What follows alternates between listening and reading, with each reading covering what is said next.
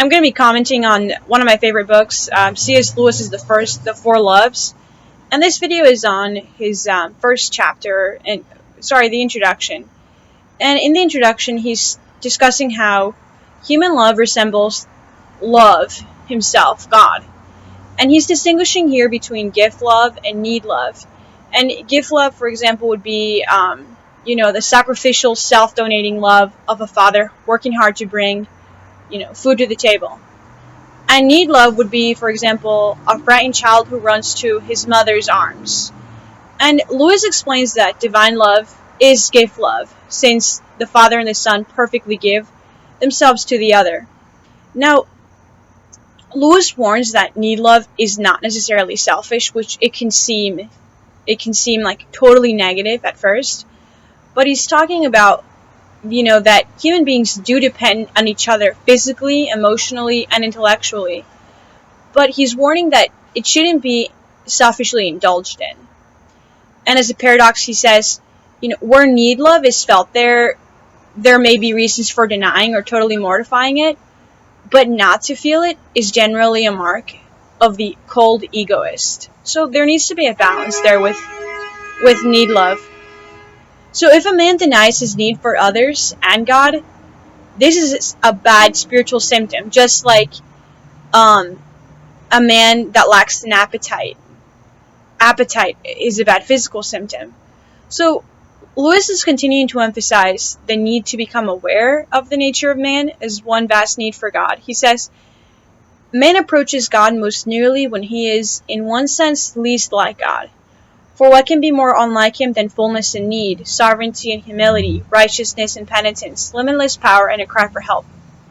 So, in the introduction, I really appreciated C.S. Lewis's account on the need for the individual to work with God's grace. Lewis tells us that we are near to God since we are made in his image and likeness. We have nearness by likeness. But in order to ultimately approach him in the vision, it's up to us to use or to abuse this divine likeness. So in other words, it's up to us to imitate God's life of self-donating love. But the most beautiful teaching of our Christian faith is that this is not a beautiful abstract concept. It's very concrete. We know how to imitate God's love because of his Son. We imitate Christ's life. Another teaching I'm applying to my life is just the importance of both need love and gift love. And Lewis explains in the first chapter that, that there's a danger to not appreciate God in times of adversity.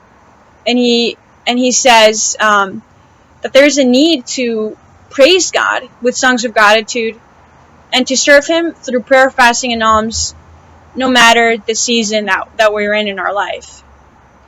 And he kind of summarizes himself. He says, need love Christ to God from our poverty. Give love longs to serve or even suffer for God. Appreciative love says, we give thanks to thee for thy great glory. So in actual life, these elements of love mix and succeed one another. We're not only going to have need love at one point. We're going to have a mix of the three of them. So, if ever, even for 1 second, we doubt God's love, we only need to remind ourselves that if God, even for 1 millisecond, stopped thinking about us, we would literally pop out of existence. And it's really comforting to know that we're always in his mind and that we're the apple of his eye, as Proverbs 7 says.